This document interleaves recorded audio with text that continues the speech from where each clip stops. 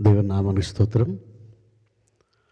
నన్ను ఆహ్వానించిన నా ప్రియ సహోదరులు దైవదాసులు విజయన్న గారికి, అలాగే కూడి వచ్చిన మీ అందరికీ ప్రభు అయిన యేసుక్రీస్తు నామములో వందనాలు తెలియజేస్తున్నాను. నాకు ఇవ్వబడిన సమయాన్ని వీలైనంత వరకు సద్వినియోగం చేసుకోవడానికి ప్రయత్నం చేస్తాను. చిన్న ప్రార్థన చేసుకుందాం. మొదటగా దేవుని యొక్క వాక్యాన్ని, శ్రేష్టమైన అమూల్యమైన మాటలు వినడానికి ముందుగా మనము చిన్న ప్రార్థన చేసుకుందాం.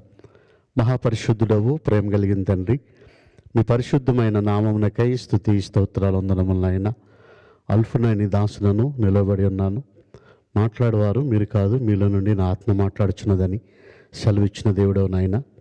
వినగలిగిన చెవులను, గ్రహించుకోగలిగిన మనస్సును ప్రతి ఒక్కరికి దయచేయండి. ఆటంకపరిచే ప్రతి అపవాది క్రియలన్నీ కూడా లయం చేయమని యేసయ్య పరిశుద్ధమైన నామమున అడిగి వేడుకొంచున్నాము తండ్రి, ఆమేన్.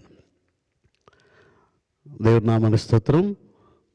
ఇందాక సహోదరులు విజయన్న గారు కొత్తగా వచ్చిన వారిని పరిచయం చేసుకోండి అని చిన్న అనౌన్స్మెంట్ చేశారు మన సహోదరులు. నూతనంగా వచ్చిన సహోదరులు వారిని పరిచయం చేసుకున్నారు. మరి నన్ను బట్టి కూడా అన్నయ్య మరి పరిచయం చేశారు. నేను కరుణ్ కుమార్ యొక్క సహోదరుడిని. మా నాన్నగారి పేరు పరసా మోజస్ గారు. మాది ఇండియా, ఆంధ్రప్రదేశ్, విజయవాడ. మా నాన్నగారికి మేము ముగ్గురం పిల్లలం. మా ఇంట్లో పెద్దవాడిని నేను, నా తర్వాత మా చెల్లి, తర్వాత మా తమ్ముడు కరుణ్ కుమార్. అలాగే నాకు ముగ్గురు బిడ్డలు. నా పెద్ద కుమారుడు అభినయ్ మీ అందరికీ తెలుసు, తర్వాత నా కుమార్తె, తర్వాత నా చిన్న కుమారుడు. అలాగే మా చెల్లికి కూడా ముగ్గురు బిడ్డలు. మొదట పెద్ద కుమారుడు, తర్వాత కుమార్తె, తర్వాత చిన్న కుమారుడు నా చెల్లికి. అలాగే మా కరుణ్ కుమార్, మా తమ్ముడు గురించి నేను చెప్పాలి అంటే వాడికి కూడా ముగ్గురు బిడ్డలు. చెప్పమంటారు ఎలాగో? మీ అందరికీ తెలుసు. మొదట ఆడపిల్ల, తర్వాత మగపిల్లడని మీకు తెలుసు. కానీ నేను ముగ్గురు బిడ్డలని చెప్తాను. ఎందుకంటే మీ మధ్యలో తిరుగుతున్న అభినయ్ నా పెద్ద కుమారుడు. తల్లిదండ్రులుగా మేము కన్నామే కానీ మరి మా కుమారుడి గురించి మా తమ్ముడు మొదటి నుంచి కూడా, పుట్టిన దగ్గర నుంచి కూడా సొంత కుమారుడు వల్లే ఆప్యాయంగా ఎంతో చక్కగా పెంచారు. అందుకనే మా తండ్రి గారికి ఎలాగ మేమైతే ముగ్గురు బిడ్డలమో, నాకైతే ఎలాగ ముగ్గురు బిడ్డలో, మా చెల్లికైతే ఎలాగ ముగ్గురు బిడ్డలో, మా తమ్ముడికి ఆ లోటు లేకుండా మా పెద్ద కుమారుడిని ఒక బిడ్డగా మరి ఇప్పటి వరకు పెంచుకుంటూ వచ్చి వాడికి కూడా ముగ్గురు బిడ్డలను దేవుడు ఇచ్చారు. Praise Lord. ప్రతి విషయంలో కూడా మనం దేవుని స్తుతించేవారిగా ఉండాలి దేవుని బిడ్డలారా. మరి మొగలరాజపురంలో, విజయవాడ మొగలరాజపురంలో ఒక సంఘానికి నేను కాపరిగా ఉన్నాను. సంఘాన్ని విడిచిపెట్టి ఎక్కడికైనా వెళ్ళాలంటే నాకు చాలా భయం. ఎందుకంటే దేవుడిచ్చిన బాధ్యత. మరి నా కుమారుడి గ్రాడ్యుయేషన్ కొరకు నేను రావాల్సి వచ్చినప్పుడు నేను రానురా, మీరు ఉన్నారు కదా, మీరిద్దరు చూడండి అన్నాను. లేదన్నా ఇది అవకాశం రండి అని పిలిస్తే సంఘాన్ని విడిచిపెట్టలేక రాలేక వచ్చాను. Praise lord. 15 రోజులు మాత్రమే నేను ఇక్కడ ఉండడానికి వచ్చాను. దేవుని యొక్క మహాకృప, దైవదాసులు, నా ప్రియ సహోదరులు విజయన్న గారు మరి విజయవాడ వచ్చినప్పుడు మరి 2 సార్లుగా 2 ఆదివారాలు దేవుని యొక్క వాక్యాన్ని మాతో పంచుకున్నారు. Praise Lord. నేను అనుకున్నాను ఈ ఆదివారం మరి ఎలాగా నా పరిస్థితి, నేను సేవకుడిని కదా, ఎక్కడైనా వాక్యాన్ని చెప్పాలని ఆశ మాకు ఉంటుంది. ఏంటి ప్రభు అనుకున్నప్పుడు దైవదాసులు తమ్ముడికి చెప్పారు, కరుణ్ కుమార్కి 19th అన్నైన వాక్యం చెప్పమను సంఘంలో అని. Praise lord. మీ అందరి మధ్య ఉండడానికి దేవుడు నాకు ఈ గొప్ప కృపను అనుగ్రహించినందుకు వేవేల స్తుతులు స్తోత్రాలు చెల్లిస్తున్నాను. సమయం కొద్దిగానే ఉన్నది కాబట్టి మనం త్వరగా వాక్యంలోనికి మనం వెళదాం దేవుని బిడ్డలారా. కీర్తన గ్రంథము 31వ అధ్యాయము. నేను 100% తెలుగులోనే మాట్లాడతాను. ఇప్పటివరకు అంతా చక్కగా ఇంగ్లీష్లో చక్కగా ఆరాధన చేశారు. కీర్తన గ్రంథం 31వ అధ్యాయము 19వ వచనం నుండి మనం దేవుని యొక్క వాక్యాన్ని చదువుకుందాం. 19వ వచనం. నీ యందు భయభక్తులు గల వారి నిమిత్తము నీవు దాచి ఉంచిన మేలు ఎంతో గొప్పది. నరుల ఎదుట నిన్ను ఆశ్రయించు వారి నిమిత్తము నీవు సిద్ధపరిచిన మేలు ఎంతో గొప్పది. ఈ మాటను బట్టి మనం పరిశీలన చేస్తే దేవుని బిడ్డలారా, ఈ దినాల్లో క్రైస్తవులు అని పిలువబడేవారు ఎలాగున్నారంటే, దేవుడు మన నుండి కోరుకునేది భయమును భక్తిని కోరుకుంటున్నాడు. కానీ క్రైస్తవులుగా మనం కలిగి ఉంటున్నది ఏంటంటే, అయితే భయాన్ని కలిగి ఉంటున్నాం, లేదంటే భక్తిని మాత్రమే కలిగి ఉంటున్నాం. భయంతో దేవుని దగ్గరకు వస్తున్నాము కానీ భక్తివంతమైన జీవితము కొనసాగించలేకపోతున్నాం. భక్తితో దేవుని దగ్గరకు వస్తున్నాం కానీ దేవునికి భయపడి జీవించలేకపోతున్నాం. ఈ రోజుల్లో అనేక మంది క్రైస్తవ జీవితాలు ఇలా ఉండడానికి కారణం ఏంటి? మనుషులకు భయపడేవారిగా మనం ఉంటున్నాం కానీ, దైవ సేవకులకు భయపడేవారిగా ఉంటున్నాం కానీ దేవునికి భయపడేవారిగా మనం ఉండలేకపోతున్నాం. మనుషులకు ఎలాగా భయపడుతున్నాం? లేకపోతే మనుషులు ఇప్పుడు ఆదివారం వచ్చింది, దేవుని సన్నిధిలో మనం దేవుని ఆరాధించడానికి అనేక మందిగా మనం కూడి ఉన్నాం. ఇక్కడ చాలామంది రకరకాలైన ఆలోచనలతో దేవుని సన్నిధికి వస్తూ ఉంటారు. ఏంటంటే, ఈ ఆదివారాన్ని నేను మిస్ అయిపోతే నా వాళ్ళందరినీ నేను కలుసుకోలేనేమో. అనేక మంది వారిని కలుసుకోవడానికి వచ్చేవారు కొంతమంది ఉంటారు. లేకపోతే ఈ వారం నేను దేవుని సన్నిధికి వెళ్ళకపోతే పాస్టర్ గారు నన్ను అడుగుతాడేమో, ఎక్కడైనా ఏదైనా గృహకూడికలో కనబడినప్పుడు నన్ను అడుగుతాడేమో అని అనుకుంటారు. అంటే మనుషులకు భయపడతారు, అలాగే దైవ సేవకులకు భయపడతారు, కానీ దేవునికి భయపడే స్థితి క్రైస్తవుల్లో ఈ దినాన మనం చూడలేకపోతున్నాం. దేవుని బిడ్డలారా, ఒక మాస్టర్ గారు స్కూల్లోకి కొన్ని అరటిపళ్ళు తీసుకొని వచ్చాడట. మీ అందరికీ చాలా విషయాలు తెలిసే ఉంటాయి.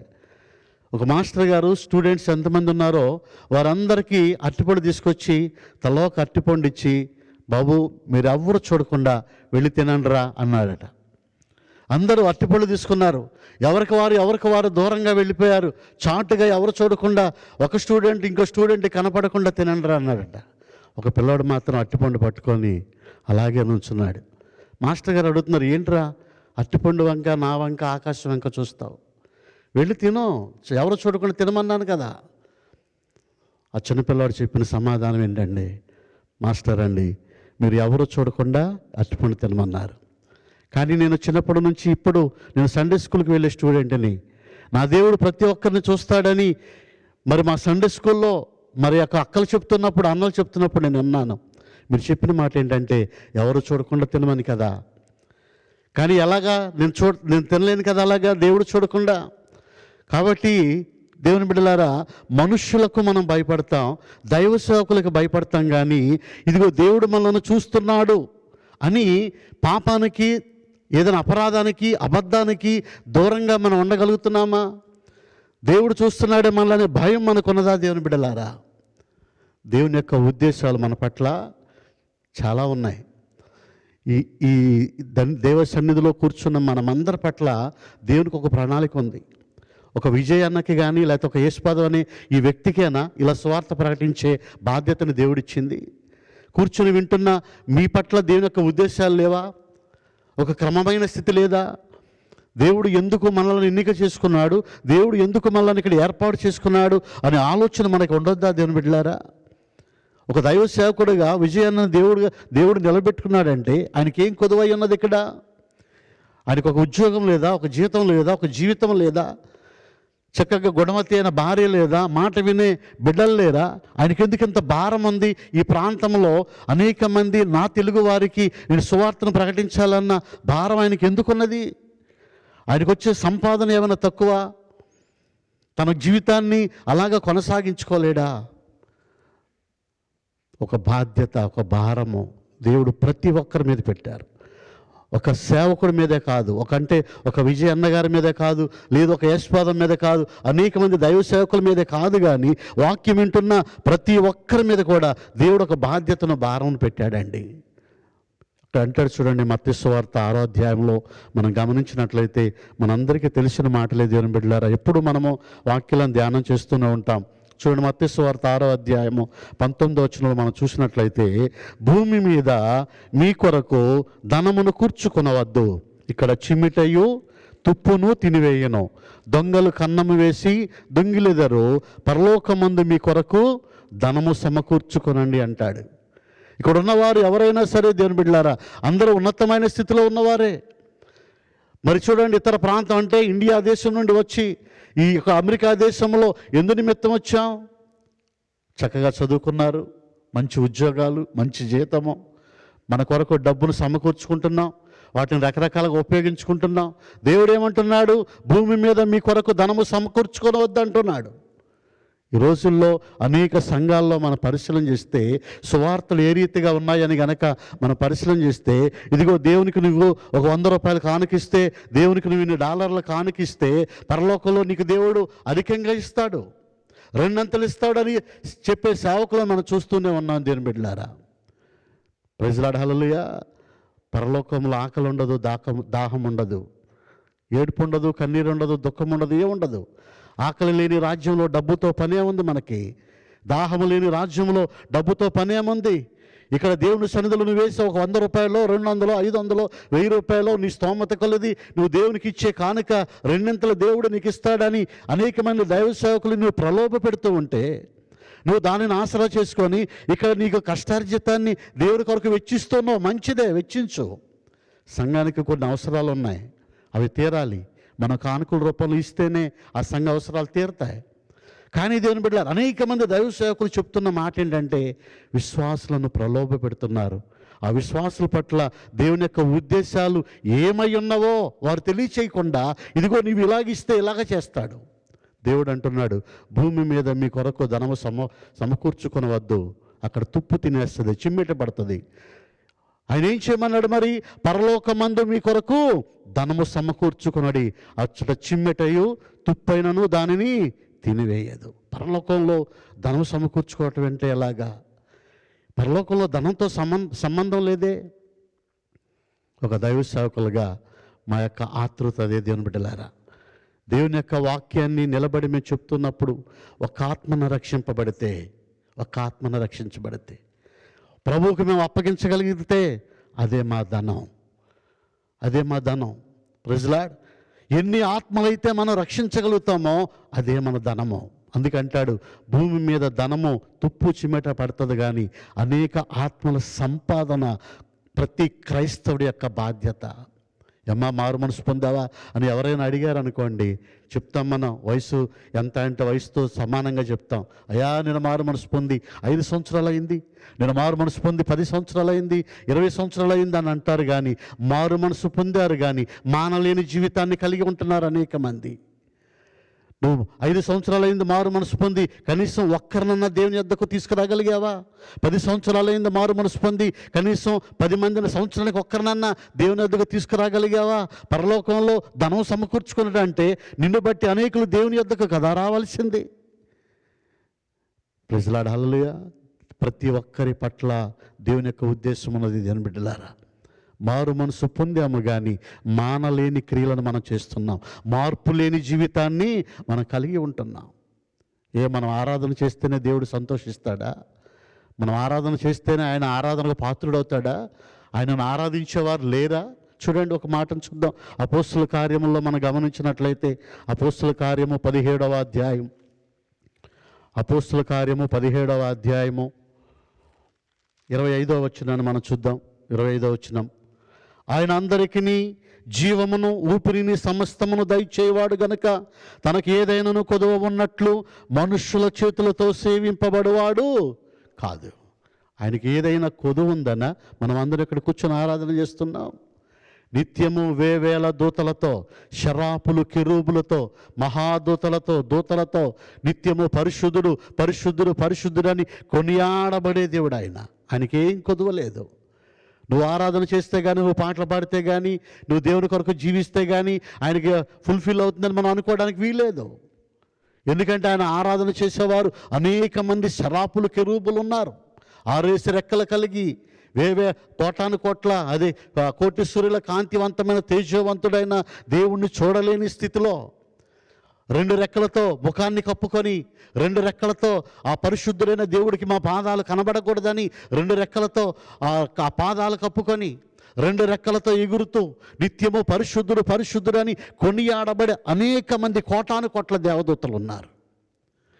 నువ్వు స్తుతిస్తే కానీ దేవునికి స్తుతిలు అందవా? మనం ఆరాధన చేస్తే కానీ దేవుడు ఆరాధింపబడ్డా? ఆయనకి ఏమైనా కొదువు ఉందనా ఆలోచిస్తున్నాడా? ప్రజలాడ హల్లెలూయా. ప్రతి ఒక్కరి పట్ల దేవునికి గొప్ప ఉద్దేశాలు ఉన్నాయి దేవుని బిడ్డలారా. అక్కడే రాయబడిన మాట, మరి ఎందుకు దేవుడు మన పట్ల ఏ ఆలోచన కలిగి ఉన్నాడో మనం చూస్తే 26వ వచనం చూడండి. మరియు యావత్ భూమి మీద కాపురముండుటకు ఆయన ఒకని నుండి ప్రతి జాతి మనుష్యులను సృష్టించి, ఒకవేళ దేవుని తడవలాడి కనుగొందురేమో అని తన్ను వెదకు నిమిత్తమో. ఆయన యొక్క ఉద్దేశం ఏంటి? యావత్ భూమి మీద అంటే ప్రపంచమంతటి మీద ఉన్న మనుషులు, ప్రతి జాతి మనుషుల్లో నుండి ఒకరిని ఎన్నిక చేసుకొని ఆ జాతి మనుషులను తన వైపు మరల్చుకోవడానికి, తన వైపు తిప్పుకోవడానికి, తనను ఆరాధించేవారిగా ఉండాలని, నిత్య నరకాగ్నికి వారు వెళ్లకుండా పరలోక రాజ్యంలో వారు ఆయనతో పాటు నివాసము చేయాలని ఆత్మస్వరూపి అయిన దేవుడు తన యొక్క కార్యములను జరిగించుకోవడానికి, శరీరరీతిగా ఉన్న మనలను, శరీరరీతిగా ఉన్న అనేకులను దేవుని వైపు నడిపించడానికి ఎన్నుకున్న ఒక సాధనము దేవుని బిడ్డలారా. మన యొక్క కర్తవ్యం ఏంటంటే విని వెళ్ళిపోయేవారిగా కాదు ఉండేది. మన యొక్క వ్యక్తిగత జీవితం ద్వారా అనేకులను దేవుని యొద్దకు నడిపించేవారిగా ఉండాలి, అనేకులను దేవుని యొద్దకు ఆకర్షించేవారిగా మనం ఉండాలి దేవుని బిడ్డలారా. అందుకనే వ్రాయబడిన మాట ఇంకా మనం కింద చూసినట్లయితే, ఒకవేళ దేవుని తడబలాడి కనుగొందరేమో అని తన్ను వెదకు నిమిత్తము నిర్ణయ కాలమును వారి నివాస స్థలముల యొక్క పొలిమేరలను ఏర్పరిచాడు. కాబట్టి ఆ జ్ఞాన కాలములను దేవుడు చూసి చూడనట్లుగా ఉండేది, కానీ ఇప్పుడైతే అందరూ అంతటా మారు మనసు పొందాలి. ఏంటి ఆజ్ఞాన కాలము? ధర్మశాస్త్రం చేత నడిపించబడిన దినములలో కాకుండా, ఇదిగో ప్రభువారు యేసుక్రీస్తు ప్రభువారు నూతన నిబంధనలో మనం చూసినట్లయితే ప్రతి ఒక్కరి మానవాళి పాపము కొరకు ఆయన బలి అయిపోయినట్లుగా మనం చూస్తాం. ప్రతి ఒక్కరి కొరకు రక్తం కార్చినట్లుగా మనం చూస్తాం. ప్రతి ఒక్కరి కొరకు ఆయన సిలువనెక్కినట్లుగా, ప్రతి ఒక్కరి కొరకు ఆయన మరి మరణించి తిరిగి లేచి ఒక నిరీక్షణను మన కొరకు ఏర్పరిచిన వాడుగా ఉన్నాడు.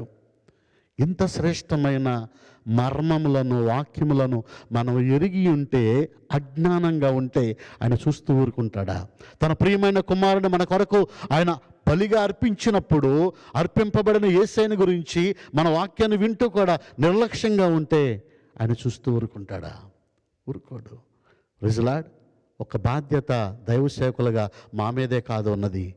వాక్యం వింటున్న ప్రతి ఒక్కరి మీద నిన్ను బట్టి మరొక వ్యక్తి దేవుని యొద్దకు రావాలి, నిన్ను బట్టి అనేకులు రక్షింపబడాలి, అనేకులు మారు మనసు పొందాలి.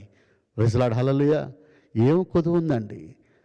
కోటి సూర్యుల కాంతివంతమైన తేజవంతుడైన దేవుణ్ణి దేవదూతలందరూ కొనియాడుతున్నప్పుడు, సర్వమానవాళి కొరకు ఆయన పాప క్షమాపణ కొరకు ఈ భూలోకానికి రావడానికి తండ్రి అయిన దేవుడు నిర్ణయం తీసుకున్న తర్వాత వీరందరూ కూడా ఒక అప్పీల్ చేసుకున్నారట దేవునికి. అయ్యా, ఇప్పటి వరకు కూడా మేము నీ కుమారుని మేము చూడలేకపోయాం, నిన్ను మేము చూడలేకపోయాం, కాబట్టి సర్వమానవాళి కొరకు ఇదిగో భూలోకంలోనికి మానవ రీతిగా వెళుతున్నానని చెప్తున్నావు కదా, కనీసం అప్పుడన్నా మాకు చూసే భాగ్యాన్ని ఇస్తావా? ప్రజలాడ హల్లెలూయా. అప్పుడైనా చూసేది భాగ్యాన్ని మాకు ఇస్తావా అంటే, దేవదూతలతో దేవుడు అని ఉంటాడు కదా, ఇదిగో భూమి మీద బాలుడిగా, పసిబాలుడిగా పుట్టిన దినమున మీరు అందరూ కూడా నన్ను చూస్తారు.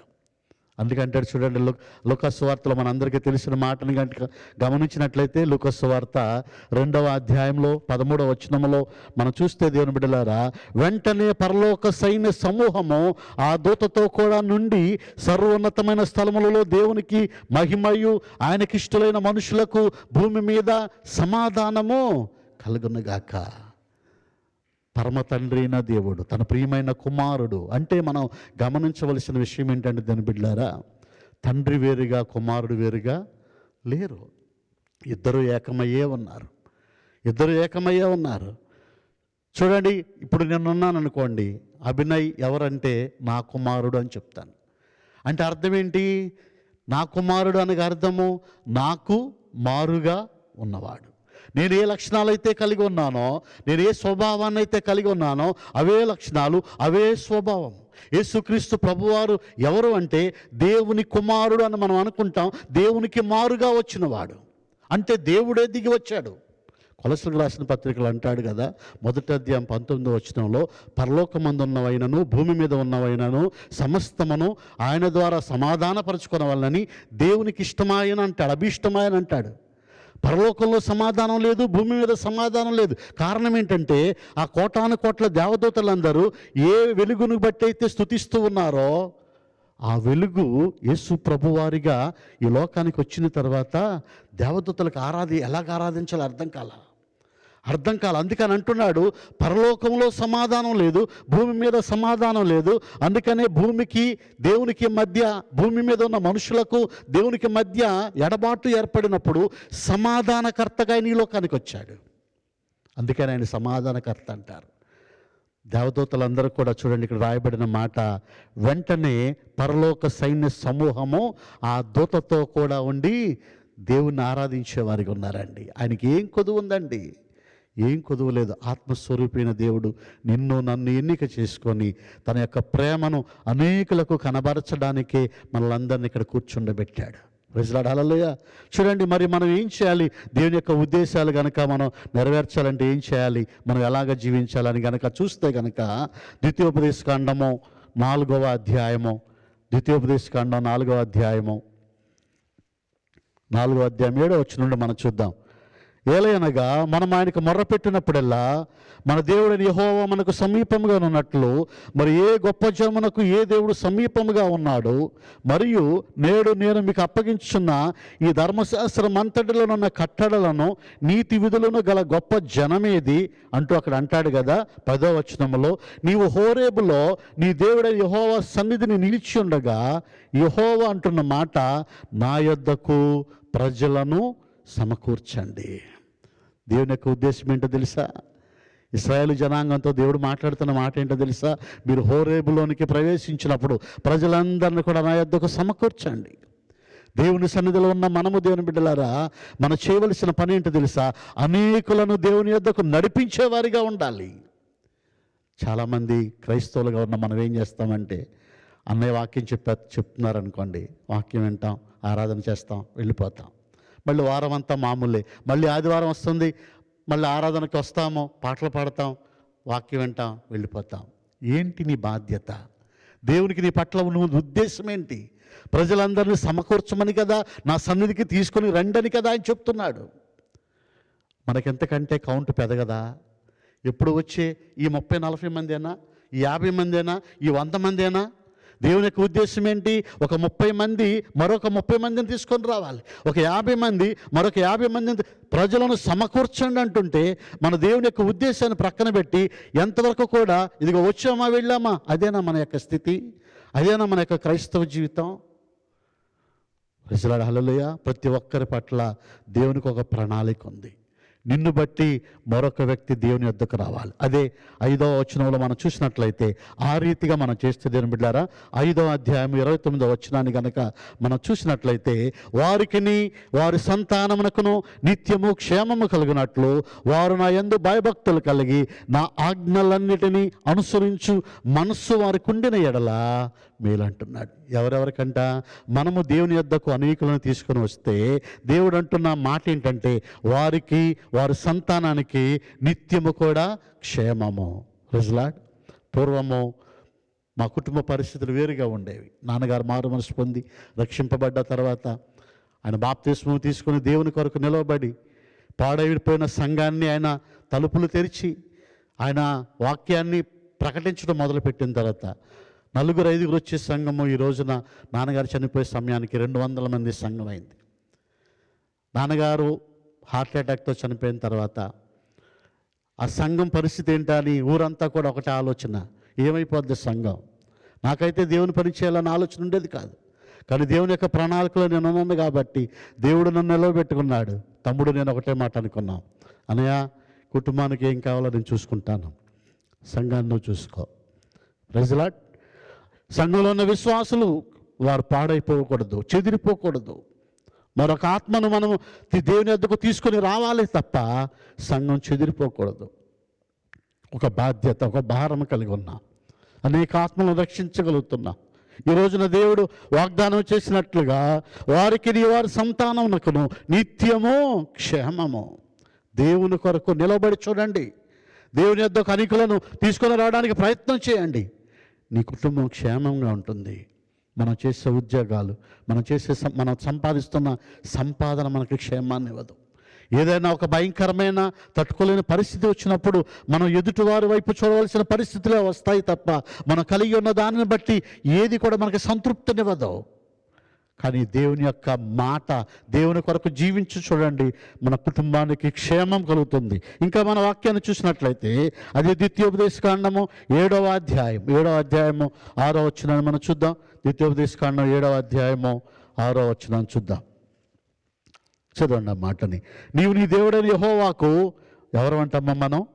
నీవు నీ దేవుడైన యెహోవాకు ప్రతిష్ఠితమైన జనము. నీ దేవుడైన యెహోవా భూమి మీదనున్న సమస్త జనముల కంటే నిన్ను ఎక్కువగా ఎంచి నిన్ను తనకు స్వకీయ జనముగా ఏర్పరచుకున్నాడు. దేవుడు మళ్ళాను ఏం చేశాడంట? అందరికంటే ఎక్కువగా ఎంచుకున్నాడు. కానీ దేవుడే ఒక మాట మనకు జ్ఞాపకం చేస్తున్నాడు. ఏంటంటే అక్కడ చూడండి, ఆ మాటను మనం గమనించినట్లయితే 7వ వచనం, మీరు సర్వజనముల కంటే విస్తార జనమని యెహోవా మిమ్మల్ని ప్రేమించి ఏర్పరచుకోలేదు. ఏదో మీ ఇంట్లో కుటుంబ సభ్యులు ఎక్కువ ఉన్నారని. ఎలక్షన్లు జరిగిన విజయవాడలో, ఆంధ్రాలో ఎలక్షన్లో నిలబడిన నాయకులు ఏం చేస్తారు? ఒరే, యేసుపాదం గారి చేతి కింద చాలా సంఘం ఉంది కాబట్టి మనం ఆయనను ఆకట్టుకున్నట్లయితే సంఘంలో ఉన్న ఓట్లన్నీ మనకేపిస్తాడు. లేకపోతే యేసుపాదం గారి కుటుంబంలో ఒక 50 ఓట్లు ఉన్నాయి కాబట్టి మనం ఆయనతో సహవాసం చేస్తే ఆ 50 ఓట్లు మనకు పడతాయి. లోకస్తులైతే అలాగ ఆలోచిస్తారు.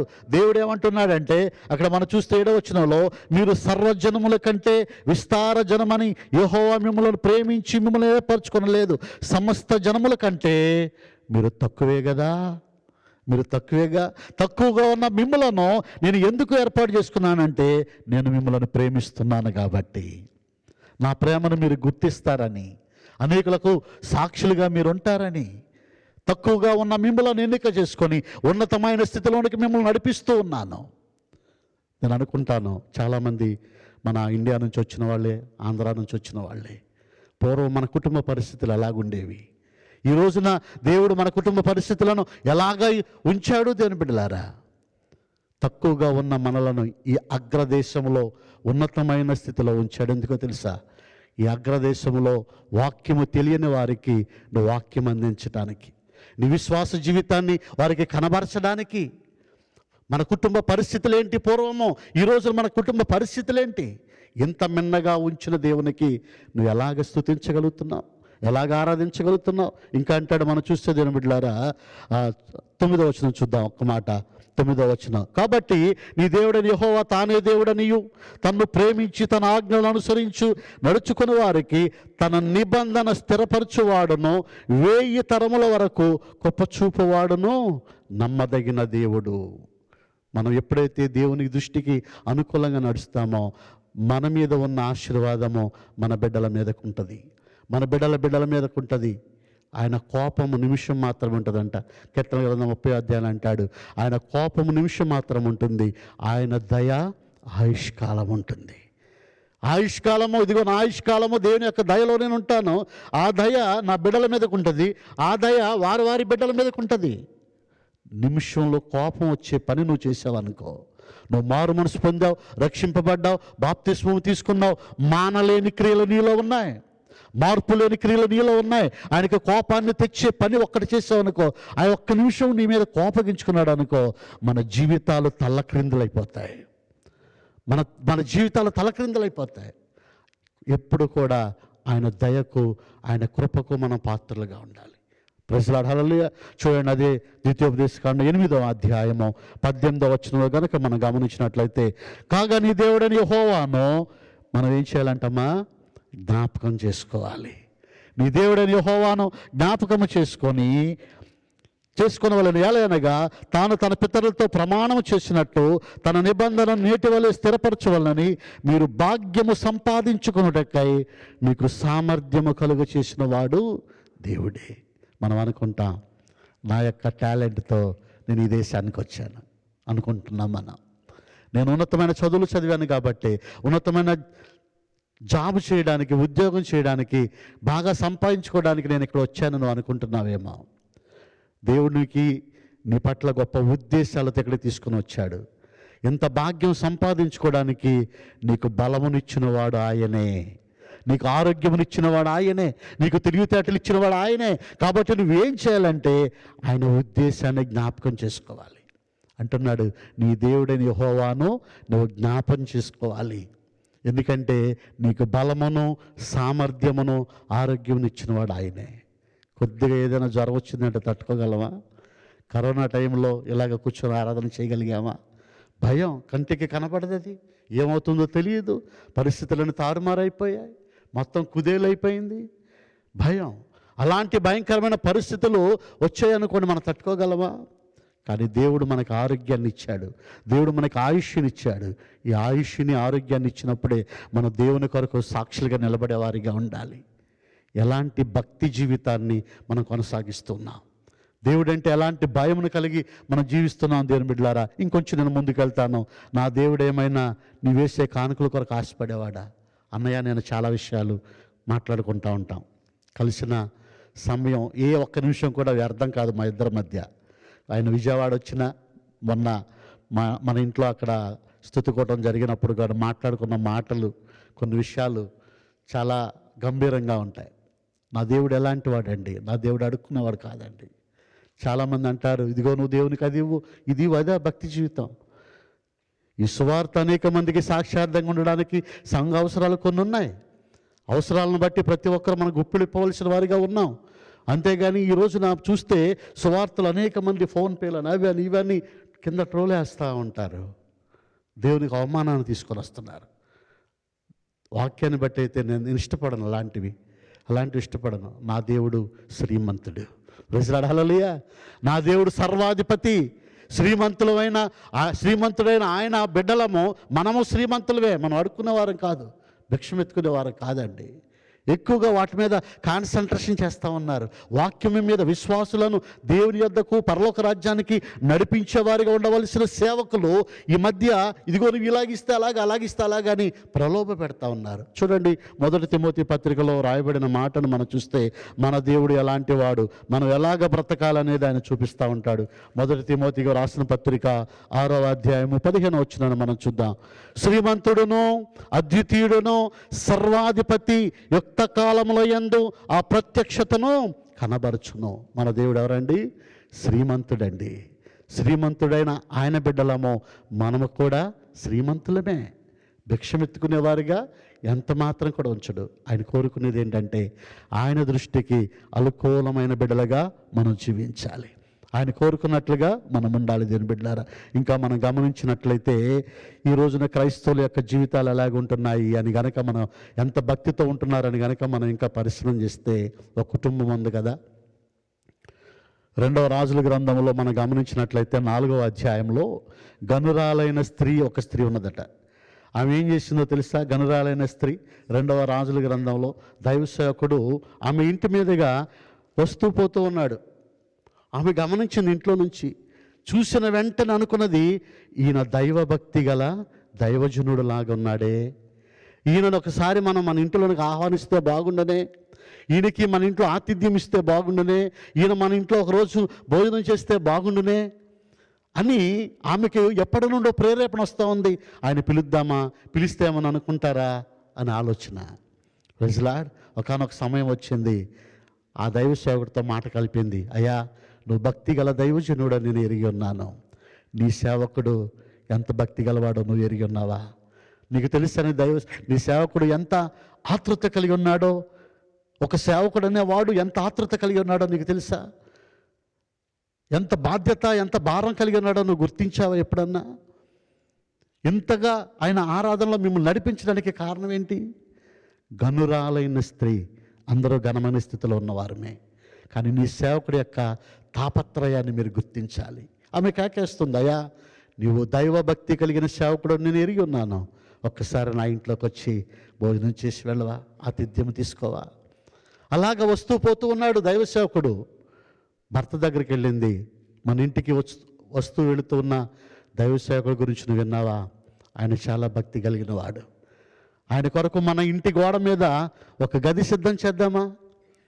భర్త అన్నాడు, అమ్మా నీకు ఎలాగ నచ్చితే అలాగ చేయి. ఈ రోజున అనేక మంది స్త్రీలు భర్తకి చెప్పి చేసే పనులు ఉన్నాయండి. చెప్పి చేస్తున్నారు ఎవరైనా? భర్త అనుమతి తీసుకుంటున్నారా? నా సంపాదన నాదే, నా ఉద్యోగం నాదే, నా డబ్బులు నావే, నాది నాదే నాది నాదే అన్నట్లుగా ఉంటారు. లోకస్తుల్లాగా బ్రతుకుతున్నారు. అరే దేవుడు నీ మాటలు వింటున్నాడన్న సంగతి ఆలోచన వారికి ఉండడం లేదు. భయం లేకుండా బ్రతుకుతూ ఉన్నారు. కానీ ఈమె వెళ్ళింది తన భర్త దగ్గరికి. మన ఇంటికి వస్తూ వెళుతున్న దైవ సేవకుడు గమనించావా? ఆయన చాలా దైవభక్తి కలిగిన వాడు. ఆయన కొరకు మన ఇంటి మీద అతనికి ఒక ఇల్లు కడదాం, మన గోడ మీద ఒక ఇల్లు కడదాం అనుకున్నది. భర్త అన్నాడు, నీ మనస్సుకు ఎలా నచ్చితే అలాగ చెయ్యి. ఆయన కొరకు ఒక గది కట్టింది. బల్ల, పీట, మంచం అన్నీ ఏర్పాటు చేసింది. దైవ సేవకుడు, ఈమె ఏంటయ్యా గెహాజీ మన కొరకు ఇంతగా ప్రయాసపడుతుంది ఏంటి? ఈమెకి ఏమైనా అవసరాలు ఉన్నాయా? ఒకసారి కనుక్కొని చూడు అన్నాడు. గెహాజీ వెళ్ళి, అమ్మా మా పట్ల ఎంత ప్రేమను కనబరుస్తున్నావు, నీకు ఏదైనా అవసరం ఉందా? రాజుగారితో ఏమైనా మాట్లాడాలా? అధికారులతో ఏమైనా మాట్లాడాలా? నీకేమైనా అవసరం ఉందా చెప్పమంటే అమూల్యమైన ఒక మాట అందండి ఆమె. నేను నా స్వజనుల మధ్య నివాసం చేస్తున్నాను. ఎందుకంటే ఘనమైన స్థితిలో ఉన్న ఆమెకు ఘనమైన వారే ఉంటారు కదా, అధికారుల దగ్గరికి డైరెక్ట్గా వెళ్ళగలిగిన వారే ఉంటారు కదా, రాజుగారి దగ్గరికి డైరెక్ట్గా వెళ్ళగలిగిన వారే ఉంటారు కదా. నేను నా స్వజనుల మధ్య ఉన్నాను కానీ నాకే అవసరత లేదయ్యా. ఒకే మాట అందామె. ఎలీషా గారు ఆశ్చర్యపోయాడు. దైవసేవకుడు గెహాజీ అంటాడు కదా, అయ్యా ఆమె ఇలాగ సమాధానం చెప్పింది కానీ ఆమెకు ఒక కొరత ఉంది, ఆ కొరత మాత్రం చెప్పట్లేదయ్యా.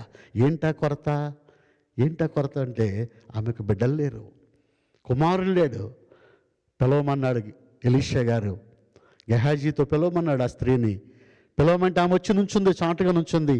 అమ్మా ఏంటి నీకున్న పరిస్థితి? నా పరిస్థితి అంతా బాగానే ఉందయ్యా, నీకు బిడ్డలు లేరని నేను విన్నాను. కాబట్టి మరుసటి వచ్చే సంవత్సరానికి నీకు వాడిలో పిల్లవాడు ఉంటాడమ్మా అని చెప్తే, దైవజనుడా నాకైతే ఆశ లేదు, నాతో నువ్వు అబద్ధం ఆడవద్దు, ఎందుకంటే నా భర్త ముసలివాడు, నేను బిడ్డలు కనలేని పరిస్థితిలో ఉన్నాను. అది ఎలాగ సాధ్యమవుతుందయ్యా? లేదమ్మా, దేవుడు నీకు మేలు చేస్తాడు. ప్రజలాడు హల్లెలూయా. దైవ సేవకులను మనం గుర్తించడం ద్వారా, వారికి ఆతిథ్యం ఇవ్వడం ద్వారా మన యొక్క కొదువలు వారికి తెలుస్తాయి. నిలబడి ఉంటాం కానీ మీ ముఖాల్లో ఉన్న ఆ ఫీలింగ్ని బట్టి మీకు ఏ అవసరాలు ఉన్నాయా అని మేము ఆలోచన చేస్తూ ఉంటాం. మీ దాహం ఏంటి, మీ ఆలోచన ఏంటి అనేది మేము పరిశీలన చేస్తూ ఉంటాం. ఏ అవసరతల్లో దేవుని సన్నిధికి వచ్చారు, వీళ్ళకి ఏ అక్కర్తలు ఉన్నాయి, వచ్చి దైవ సేవకులు మాకు చెప్పుకుంటే మేము ప్రార్థన చేస్తాం కదా, లేకపోతే సంఘంలో పెడతాం కదా, అందరితో ప్రార్థన చేయిస్తాం కదా. అమ్మా ఏమైనా ఇబ్బంది ఉందా? నాకేం లేదయ్యా, పర్వాలేదయ్యా. లేదమ్మా నీ మనసు ఎందుకు వేదనగా ఉంది, ఏమైనా ఉంటే చెప్పు, ప్రార్థన చేద్దాం. దైవ సేవకులుగా మా బాధ్యత, ప్రైజ్-లార్డ్, మిమ్మల్ని గుర్తించడం మా బాధ్యత. ఒక దైవ సేవకుడిని మీరు గుర్తించుకోండి. నీ సేవకుడు నీ కొరకు ఎంత ప్రయాసపడుతున్నాడో, ఆ సేవకుడి స్థానంలో నీవు కూడా ఉండాలని దేవుడు ఆశపడుతున్నాడు అన్న సంగతి నీకు తెలుసా? తెలుసుకోవాలి. దేని బిడ్డలారా, ఎందుకు మనం ఈ దేశంలో ఉన్నాం? అనేకులను దేవుని వద్దకు నడిపించేవారిగా మనం ఉండాలి. మరొక కుటుంబాన్ని నేను పరిచయం చేస్తాను, అంటే తెలిసిన విషయమే. చూడండి, లాజరు మరియా మార్తల యొక్క కుటుంబం మనందరికీ తెలుస్తుంది. సహోదరులు చెప్పారు లాజరు దగ్గర సందర్భాన్ని. చూసినట్లయితే యోహాను సువార్తలో మనం గమనించినట్లయితే, యోహాను సువార్త 12వ అధ్యాయంలో మొదటి వచనం నుండి మనం చూస్తే, కాబట్టి యేసు తాను మృతుల నుండి లేపిన లాజరు ఉన్న బేతనియకు పస్కా పండుగకు 6 దినముల ముందుగా వచ్చెను. అక్కడ వారు ఆయనకు విందు చేసిరి. మార్త ఉపచారము చేసెను. లాజరు ఆయనతో కూడా భోజనమునకు కూర్చున్న వారిలో ఒకడు. ఎందుకు ఈ సందర్భాన్ని ప్రత్యేకంగా రాశాడు? యేసయ్య ఆ ఇంటికి వస్తే, భోజనానికి వచ్చినప్పుడు, విందు చేయడానికి వచ్చినప్పుడు అందరూ కూర్చుంటారు కదా. ఎందుకు ప్రత్యేకంగా అక్కడ ప్రస్తావిస్తూ ఉన్నాడు అంటే గనక, ఆ పరిస్థితి ఆ కుటుంబంలో లేనప్పుడు ఆ కుటుంబానికి శ్రమ వచ్చింది. ఆ కుటుంబం అంతా దేవుని యొద్ద లేనప్పుడు ఆ కుటుంబానికి శ్రమ వచ్చింది, ఆ కుటుంబానికి ఇబ్బంది వచ్చింది, బాధ వచ్చింది. చూడండి, మనం గమనిస్తే లూకా సువార్త 10వ అధ్యాయంలో ఆ సందర్భం మనకు కనబడుతూ ఉంటుంది. దేవుని బిడ్డలారా, లూకా సువార్త 10వ అధ్యాయము 38వ వచనం చూస్తే, అంతటి వారు ప్రయాణమైపోచుండగా ఆయన ఒక గ్రామంలో ప్రవేశించను. మార్తను ఒక స్త్రీ ఆయనను తన ఇంట చేర్చుకొనెను. ఏం చేసింది? మార్త అనే స్త్రీ యేసయ్యని ఇంటికి ఆహ్వానించింది. ఇందాక గనురాలైన స్త్రీ ఎలీషాను ఆహ్వానించినట్లుగా ఈమె కూడా ఆహ్వానించింది కానీ యేసయ్య దగ్గర కూర్చోలేకపోయింది. మనము కూడా దేవుని సన్నిధికి వచ్చాం, కానీ ఇక్కడ కూర్చున్న మనం ఆలోచనలు మారిపోతూ ఉన్నాయి. మీకు ఇప్పుడు వచ్చిన ఆలోచన చెప్పనా? అరే ఇంకా 5 నిమిషాలే ఉంది సమయం, వాక్యానికి టైం అయిపోతుంది కదా అనుకుంటున్నారు. రిజలాడ్ కదా. మార్త యేసయ్యను ఆహ్వానించింది. యేసయ్య లోపలికి వచ్చిన తర్వాత మరియా యేసు పాదాల దగ్గర కూర్చుంది. మార్త అంటుంది, చూడండి అక్కడ ఏమంటుందో మనం గమనించినట్లయితే దేవుని బిడ్డలారా, 40వ వచనం, మార్త విస్తారమైన పని పెట్టుకున్నట్టు చేత తొందరపడి ఆయన యొద్దకు వచ్చి, ప్రభువా, నేను ఒంటరిగా పని చేయుటకు నా సహోదరుడు నన్ను విడిచిపెట్టినందుకు నీకు చింత లేదా?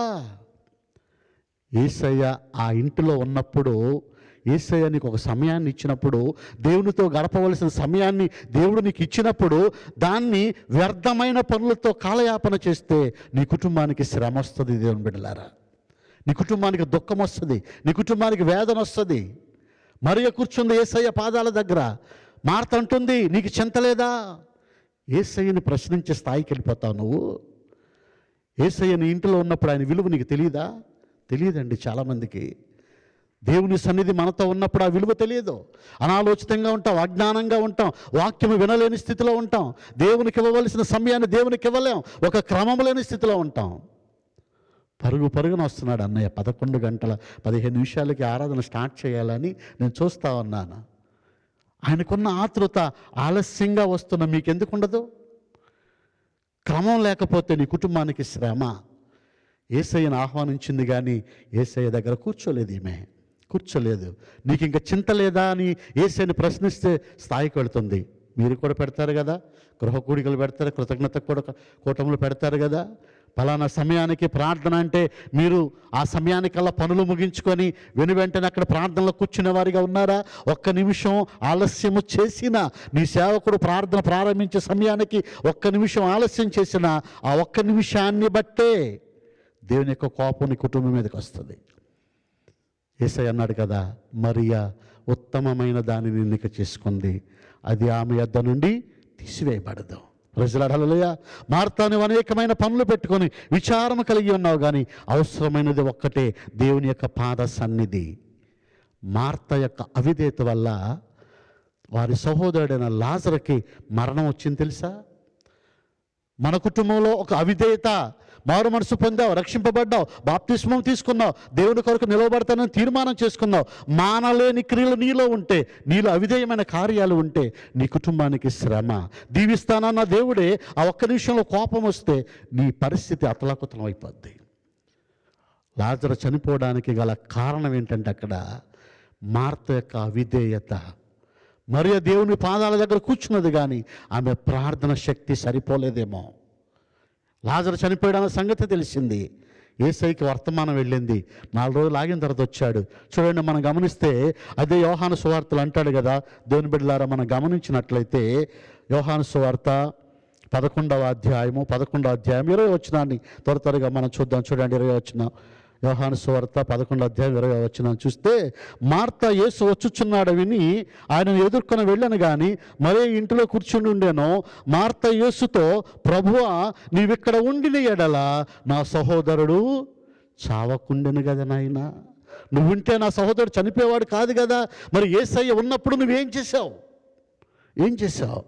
నిర్లక్ష్యంగా ఉన్నావు, అవిధేయురాలిగా ఉన్నావు, విస్తారమైన పని పెట్టుకున్నావు, కుటుంబానికి శ్రమను తెచ్చుకున్నావు. జాగ్రత్త. దేవుని యొక్క వాక్యము మనకు వినబడుతుండగానే దేవుని బిడ్డలారా మనల్ని మనం సరి చేసుకోవాలి. శ్రమ అనేది మన కుటుంబాలకి మీదకి రాకముందే, ఉపద్రవం అనేది, వేదన అనేది, కన్నీరు అనేది, దుఃఖం అనేది మన కుటుంబానికి రాకముందే మనం ఏం చేయాలో తెలుసా? దేవుని పాదాల దగ్గర ఉండాలి. ఎప్పుడైతే యేసయ్య లాజర్ని బయటకు తీసుకొచ్చాడో, చనిపోయిన లాజర్ని బయటకు తీసుకొని వచ్చాడో, అప్పుడు చేస్తున్న పని ఏంటో తెలుసా అండి? ఆ కుటుంబ సభ్యులందరూ కూడా యేసయ్య దగ్గర ఉన్నారండి. అదే మనం చదువుకున్న యోహాను సువార్త 12వ అధ్యాయం. కాబట్టి యేసు తాను మృతి నుండి లేపిన లాజరు ఉన్న బేతనీకు పస్కా పండుగకు 6 దినముల ముందుగా వచ్చాను. అక్కడ వారు ఆయనకు విందు చేసిరి. మార్త ఇప్పుడు ఏం చేసిందమ్మా? ఏం చేసిందంటే అక్కడ ఉపచారము చేసునను రాయబడి ఉంది కదా. అప్పుడు ఏం చేసింది? విస్తారమైన పనులు పెట్టుకుంది. శ్రమ వచ్చిన తర్వాత యేసయ్య విమోచించాడు కాబట్టి, విమోచించకపోతే సహోదరుని కోల్పోయేవాళ్ళు కదా. ఆయన విమోచించాడు కాబట్టి మార్త ఇప్పుడు ఏం చేసింది? బుద్ధి వచ్చింది, యేసయ్యకి ఉపచారము చేసేదిగా ఉంది. ఇంకేమంటాడు అక్కడ చూడండి, లాజరు ఆయనతో కూడా భోజనమునకు కూర్చున్న వారిలో ఒకడు. అంటే అంతకుముందు ఏమైపోయాడు? యేసయ్య వస్తున్నాడని తెలిసి ఎందుకు వచ్చిన గోలరా బాబు అనేది పాటలు అంటాడు, ప్రార్థన అంటాడు, ఆరాధన అంటాడు, ఇవన్నీ మనం చేయలేం అని ఇంట్లో స్త్రీలకి అన్నీ కావలసినవి ఏర్పాటు చేస్తారు పురుషులు, కానీ ప్రార్థన టయానికి బయటికి వెళ్ళిపోతూ ఉంటారు. లాజరు కూడా అలాంటోడే. ఎప్పుడు చనిపోయి తిరిగి లేవకముందు ఇలాగ ఉన్నవాడే. యేసయ్య ఇంటికి వస్తే ఆయన వెళ్ళిపోయాడు బయటికి. ఇప్పుడు ఎక్కడున్నాడు? యేసయ్య భోజనపు బల్ల యొద్ద ఉన్నాడు. ప్రైజ్ హల్లెలూయా. వాక్యం వింటున్న మన కుటుంబాలు దేవుని బిడ్డలారా, యేసయ్యతో ఉండాలి. అప్పుడే క్షేమము, అప్పుడే సురక్షితంగా మనం ఉంటాము దేవుని బిడ్డలారా. ఇంకా మన చిన్న మాటని గమనించి మనం ప్రార్థన చేసుకున్న సమయం అయిపోయినట్లుంది కదా. చూడండి, అదే కీర్తన గ్రంథం 31వ అధ్యాయంలో మనం చదువుకున్న పాఠ్య భాగంలో అంశంలో 31వ అధ్యాయము 21వ వచనాన్ని మనం చూద్దాం. 21వ వచనం. ప్రాకారము గల పట్టణములో యెహోవా తన కృపను ఆశ్చర్యముగా చూపించాడట. Praise lord. ప్రాకారము గల పట్టణములో యెహోవా తన కృపను, ఈ లోకములో దేవుళ్ళు అని పిలువబడిన వారు, దేవతలని పిలువబడిన వారు అనేకులు ఉన్నను, మనకు దేవుడు ఒక్కడే ఉన్నాడు. ఆ దేవుడు చేసిన, అందరూ అంటారు, అమ్మా మీకు ఏమైనా మేలు జరిగితే సాక్ష్యం చెప్పండి అంటే, అయ్యా నాకు జ్వరం వచ్చింది, పాస్టర్ గారు ప్రార్థన చేయగానే జ్వరం తగ్గింది. అయ్యా నాకు ఆర్థిక ఇబ్బందులు ఉన్నాయి, పాస్టర్ గారు ప్రార్థన చేయగానే అప్పులు తీరిపోయినాయి. ఎన్నెన్నో చెప్తూ ఉంటారు సాక్ష్యాలు. అది కాదు సాక్ష్యం చెప్పడం అంటే దేవుని బిడ్డలారా. ఈ లోకంలో ఎవరు చేయలేని ఆశ్చర్యకార్యం ఏంటో తెలుసా? నేను చనిపోతే నా భార్య నాతో చనిపోదు, నేను చనిపోతే నా బిడ్డలు నాతో చనిపోవడానికి ఇష్టపడరు. కొంత ప్రేమ ఆప్యాయతలు కలిగి ఉన్నాం కాబట్టి కొంత దుఃఖపడతారేమో కొన్ని రోజులు, కానీ నాతో పాటు వచ్చేవాళ్ళు ఎవరు ఉండరు. కానీ యెహోవా తండ్రి అయిన దేవుడు చేసిన ఆ కృప అంటే అర్థం ఏంటంటే ప్రేమను మించినది. కృప అంటే అర్థము కనికరమును మించినది. కృప అంటే అర్థము జాలిని మించినది, దయను మించినది. కృప అంటే అర్థము దేవుని బిడ్డలారా, మన కొరకు తన ప్రాణము పెట్టునది. ప్రేమను మించినది కృప, దయను మించినది కృప, కనికరమును మించినది కృప. తండ్రి మన పట్ల చూపిన కృప ఏంటో తెలుసా? ఆశ్చర్యకార్యం అంటే అది దేవుని బిడ్డలారా.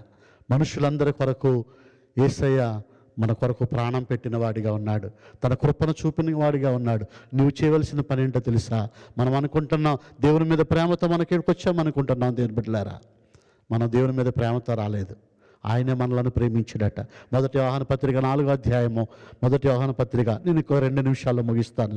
1 యోహాను పత్రిక 4వ అధ్యాయంలో మనం గమనించినట్లయితే 10వ వచనం చూద్దాం దేవుని బిడ్డలారా. 1 యోహాను పత్రిక 4వ అధ్యాయము, తీసిన వారు కొంచెం చదవండి. 4వ అధ్యాయం 10వ వచనం. మనము దేవునిని ప్రేమించితేమని కాదు, తానే మనలను ప్రేమించి మన పాపములకు ప్రాయశ్చిత్తమై ఉండుటకు తన కుమారుని పంపెను. ఇందులో ప్రేమ ఉన్నది. మనం దేవుని మీద ప్రేమతో ఇక్కడికి రాలా, ఆయనే మనలను ప్రేమించి తన ప్రియమైన కుమారుని లోకంలోనికి పంపించినాడు. అందులో ప్రేమ ఉన్నది. ప్రార్థన చేసుకుందాం దేవుని బిడ్డలారా. ఏ స్థితిలో మనం ఉన్నాం, ఎలాంటి భక్తి జీవితాన్ని మనం కొనసాగిస్తున్నాం, దేవునికి నీ పట్ల ఉన్న ఉద్దేశాలు నీకు తెలుసా? ఏదో విని వచ్చిపోయేవారుగానే ఉంటున్నావేమో. అది కాదు భక్తి అంటే, అది కాదు దేవుని అంత భయమో కలిగి ఉండడం అంటే. దేవుని బిడ్డలారా, ఎక్కడ ఉన్నవారమో ఎలాంటి వారమో దేవుడు మనల్ని ప్రేమించాడు. ఇలాంటి ఉన్నతమైన అగ్రరాజ్యములో ఉన్నతమైన స్థితిలో మనల్ని ఉంచాడు, అనేకులకు సాక్షులుగా ఉండడానికి. నీ వంతులో నీవేం చేస్తున్నావు దేవుని కొరకు? నువ్వు స్తుతిస్తే కానీ ఆయన స్తుతులకు పాత్రుడు కాదా?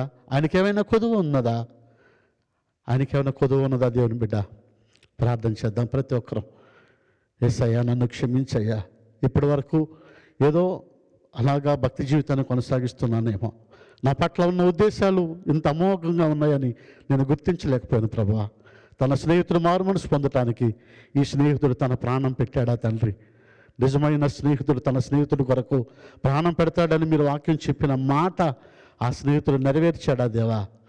తండ్రి, నాకు కూడా అటువంటి మనస్సును దయచేవా. క్రీస్తుకు కలిగిన ఈ మనస్సును మీరును కలిగి ఉండండి అని ఫిలిప్పీయులకు రాసిన పత్రికలో చెప్పబడిన మాట ఆ స్నేహితుడు నెరవేర్చాడా తండ్రి?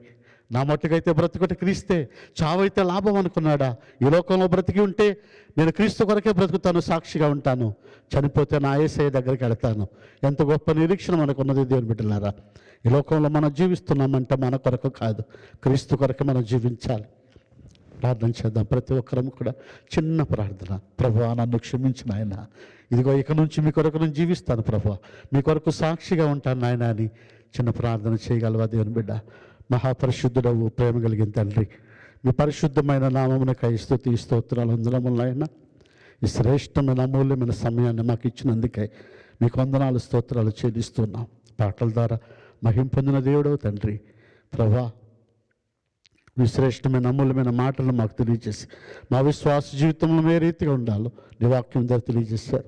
విన్న వాక్యం అంతటిని మా హృదయాల భద్రం చేసుకొని వాక్యానుసారంగా జీవించడానికి సహాయం చేయమని నాయన ఈ చిన్న మనవలు మీ పాదశంలో చేర్చుకుని అల్పనే దాసులను మీరు నాతో ఉండి నా ద్వారా బిడ్డలతో మీరు మాట్లాడినందుకే వందనాలు స్తోత్రాలు చెల్లిస్తూ నాయన ఈ చిన్న మనవలు మీ పాదశంలో చేర్చుకోమని యేసయ్య పరిశుద్ధమైన నామమున అడిగి వేడుకొంచున్నాము తండ్రి. ఆమేన్.